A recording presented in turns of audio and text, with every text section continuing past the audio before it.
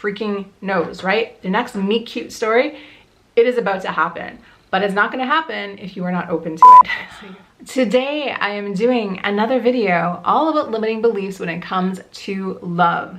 So if you think that you might have some limiting beliefs of your own when it comes to love and relationships, you're probably not going to want to miss this. So be sure to keep watching.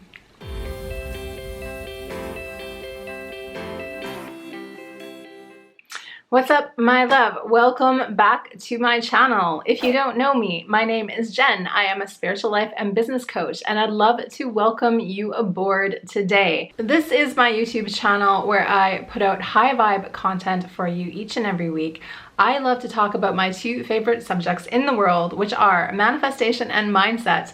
I love to use these powerful tools in my own life to create the world of my dreams, and I love to share what I know so that I can help you to do the same thing. So if you are interested in up-leveling and transforming your world, then I suggest you go ahead and hit that subscribe button. I'm so pleased to announce I currently have 2 spots open in my Unblocked group coaching program.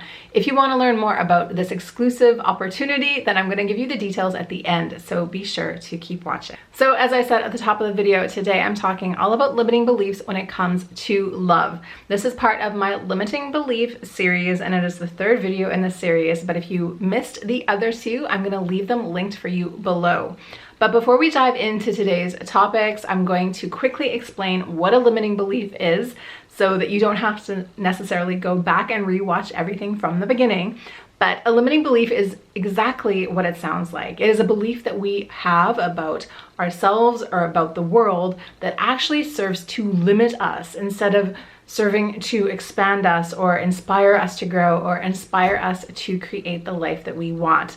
And when it comes to love, there are so many limiting beliefs floating out there in the world. And if you are struggling to find a relationship, or if you think love is hard to find, or people betray you, or anything like that, this is definitely a place for you to look in and do some healing and reprogramming work.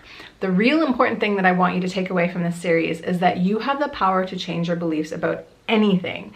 So even if you've been walking around with these crappy, not high vibe thoughts and beliefs for a very long time, you have the power to change them. And in fact, you can change your belief at any moment in time, but you need to become aware of what's limiting you in order to figure out what you want to believe instead.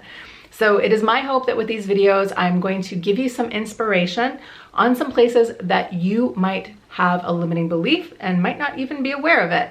So without any further ado, let's dive into today's topic, which is limiting beliefs about love. So the first limiting belief about love that I want to discuss today is all the good ones are taken, or perhaps this shows up for you as nobody in this town, city, country is into dating, etc., etc. Basically, this is a scarcity belief, and when you're on the other side hearing it from somebody, of course, it sounds like a scarcity belief. However, when you are living with that belief, you are probably going to see evidence of this everywhere. I have definitely heard people in my world, in my orbit in Berlin, talking about how difficult it is to find love in Berlin and saying like, look around, blah, blah, blah, there's evidence, like no one's dating. But that's actually not true. And there actually are people that are dating. And that's the thing with a limiting belief. The more you buy into it, the more real it seems.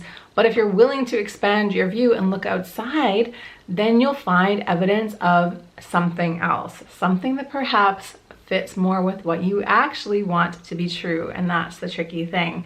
It's funny with a limiting belief that so often we end up arguing for something that we don't even want. We become so convinced that we're right, we would rather be right than give in to the idea that we actually want to be true and actually give ourselves the chance to be happy. So it is really important for you to understand that. It is more important for you to be happy than it is for you to be right. If you continue to just want to be right all the time and you refuse to look at the other side, you are going to stay exactly where you are, and no one will be able to help you out of that. It is up to you to shift your perspective. It is up to you to open the door for something else in your world to be possible. So if you're feeling like there's no good ones left, or the city is, undateable for some reason, I am giving you the spiritual assignment right now to look for proof of the opposite. If this were really true, that would mean that no one, not just you, but no one is dating. No one is finding anyone new. No one is getting into a relationship at all. And I can tell you that is never the case. We can create this lie, and there have been times, let me explain, in my life where I have believed this, and it seemed very real at the time, but believing that did not serve me. Buying into that over and over again didn't serve me, because of course, when you think there's no one good left, are you even going to be looking? The truth is, there are people everywhere. The truth is, this world is full of opportunity. The truth is, you could go outside right now and literally bump into someone on the sidewalk that is your next love. Who freaking knows, right? The next meet cute story, it is about to happen. But it's not gonna happen if you are not open to it. So you have to be open to it. That is the key to creating anything. Common love block number 2. I am unlovable. I am uniquely broken. I am fill in the blank. No one would ever want somebody like me. Come on, admit it, you guys. At some point in your life, you have probably bought into this very limiting belief as well. So it is really common for us to think that our current situation has something personal to do with us. This is especially the case if maybe you've just experienced a breakup or a divorce. It can be really easy to internalize that rejection and that loneliness and to make it mean something about you that it doesn't actually mean. So what I really want you to know is that you, of course, are deeply lovable. It doesn't matter how old you think you are. It doesn't matter what has happened to you in your past. It really doesn't matter. Love is available to you, and the right person will be able to love you. The thing is, I know what happens. We go into a situation where we decide we love somebody that maybe doesn't love us back, or we both love each other for a while and then someone loses interest or something like that. And then we end up making this story about how that is a personal failure on our part. Especially, I find this especially frustrating when I see like people that I know chasing after people that are clearly not interested in them and then feeling really hurt and really rejected. The thing is, of course, we can't make anyone act the way we want them to. We can't make anyone fall in love with us. We can't make people be our perfect partner. But that doesn't mean that you are not deserving of that. That is a very different thing. This delusion that we have about being able to control people and about being able to make people act the exact way we want them to act all the time, that is completely different than our inherent ability to be loved. So I want you to repeat this after me. I am worthy and deserving of love. Okay, so that person cheated on you, that person may have dumped you, that person ignored you, that person went out with someone else, whatever the thing is, I want you to realize that that just was not your person. That is not your person. That is not a reflection of you. Not everyone is going to show up and love you, but the people that will are the ones who are going to get the joy of being with you. You have to stop thinking that this is something you need to chase down. We have to flip the tables around and remember that we've got a lot to offer, okay? There's a lot going on over here. This is not like we have to go out into the world and beg for scraps when it comes to love. And I know so many people do this, especially you, my lady friends. But if you are chasing after love, love is gonna keep running away. You have to remember to love yourself. You have to deem yourself worthy of love. If you're feeling like you're not lovable and you are trying to convince someone else to love you so that then you can love yourself, you are already putting all the power in some other random person's hands. It is up to you to love you. It is up to you to choose you. I shouldn't have to make a video telling you that you are lovable. You should be able to believe that all on your own. But I know that it's hard. And I know that sometimes it is so easy, again, to look at what has just happened to you, to have these past experiences mean so much more than they should. Trust me, again, when I say it, you are lovable. There is absolutely nothing about you that makes you not deserving or worthy of love. And I know this is a huge issue that has to do with self-worth, self-esteem, healing our past, all of these things, but this can really showcase itself when it comes to finding romantic love. The key is, like I said, to love yourself. And if you can learn how to love yourself, then your standards will be raised. You won't be chasing after people. You will be in a place of magnetic attraction instead of chasing. So what happens, you guys, when you chase something? If you see a bird in nature and you start running after it, the bird is going to fly away. It's the same when it comes to love. When you chase love too hard, it's going to run away. So you don't have to chase it. It's going to find you. But you need to trust in the process that love can find you, and you need to trust in the fact that you are in fact lovable. So this is a whole huge topic. I should do a whole course about it, but this is a really, really big one. Okay, love block number 3 that I'm going to talk about today is the idea that everybody leaves or everybody hurts in me, or, you know, things will always go sour.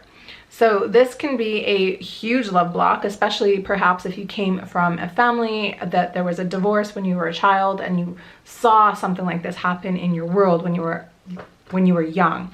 Of course, that's going to be imprinted on you. Of course, you are going to be a little bit wary about love. You are going to be acutely aware of the potential for hurt and pain. But this can also happen, of course, even if your parents weren't divorced. Maybe they fought a lot, or maybe you had an experience early on in a dating relationship, or even later on in life that completely broke you and made you feel like really hurt and really rejected and really abandoned. Those abandonment issues can be triggered by something in adulthood that maybe echoes something that happened in our childhood that didn't really have to do with romantic love, but will bring up that feeling again. So what this really is, like I just said, is really just a fear of abandonment. And abandonment and rejection, these are all things that we have learned to feel as children. We have all had a moment in our childhood where we felt neglected, abandoned, rejected, and it created a huge sense of shame within us. So it is these shame-fueled incidences from our childhood that really cause us the most damage going into adulthood, because we are still harboring that pain and that resentment and that shame. We will continue to harbor that until we are brave enough to go into the past and do the healing work we need to. In my opinion, every single person on the planet needs to do inner child work or reparenting work to get beyond this. But I'm not talking about healing work in this video today. What I'm talking about is reprogramming. But those traumas, those experiences create limiting beliefs. So if you learn from watching your parents fight or get divorced that love isn't safe, that I can't be safe, that relationships aren't safe, maybe you are going through your life living that out. So that could look like getting into relationships, but never really opening up to somebody, never really being vulnerable, never really sharing who you really are, keeping a mask on at all times so that you can keep somebody at arm's length and therefore never really be hurt by them because you never really jumped in with both feet. The problem with this is, of course, we will either get into shallow relationships that don't fulfill us and ultimately end, and therefore create more evidence of our brain to think that everyone leaves us, or we will just stay alone for a really long time and therefore just feel like that is the way it is and that's the way we have to be. Neither of those are good ways to go through life, of course, and they do not have to be your reality. If this limiting belief is resonating with you, then it is really time to go in and heal that and work on that.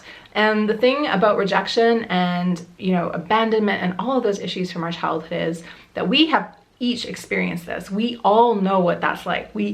Every single person understands that. We have to understand that this is not a default in us, that this didn't happen because we are broken. It didn't happen because of anything to do with us, that this is just a fact of life. And the important thing is to realize that we got on the other side of it. So your subconscious primitive brain is going to be running far, far, far away from this because it is trying to avoid pain on any level. But the thing is, pain is something maybe that we don't want to create, but it is something that we can handle. It is something that we have the tools to handle because we've handled it before. It's really important to remember that. And the thing is, if you keep pushing love away, you're never going to have that joy, that experience that comes with it. So, you need to be vulnerable. You need to let yourself out. You need to trust somebody. And yes, of course, there's always a chance of getting hurt, but the other option is staying in your pain zone forever. Either way, it's hurt. So you might as well try to get the thing that you want, in my opinion. So that is it for today's video. What did you guys think? I would love to know if any of these limiting beliefs resonated with you, and if this triggered anything that you need to work on in your own world. I have experienced many of these things in my own life, and let me tell you that it is entirely possible for you to heal and reprogram any of your limiting beliefs. If you watched this far, I would love to know if you enjoyed it. So go ahead and leave me a comment below. Leave manifest love. I'd love to see who watched this far. As I said at the beginning, I'm so pleased to announce I have 2 seats open in my brand new Unblocked group coaching program. This is my manifestation and coaching program. This is a small group container where I'm going to give you video trainings, workbooks, and of course, group coaching calls. This is all designed to help you get out of your own way for once and for all. Let's face it, when we're left to our own devices, sometimes we don't become the person we really know we're capable of being.